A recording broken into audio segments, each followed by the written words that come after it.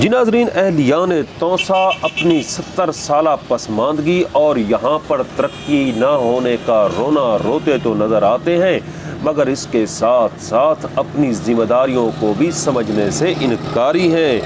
زیر نظر ویڈیوز ہے کالج روڈ تونسہ شریف کی، جہاں پر لوگوں نے ریت اور مٹی کی ٹرالیاں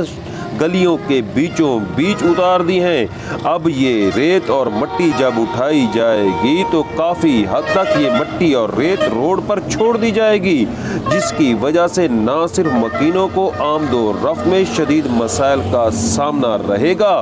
بلکہ روڈ پر بھی مٹی اور ریت کی تہ جم جانے کی وجہ سے روڈ کا نام و نشان بھی ختم ہو جائے گا۔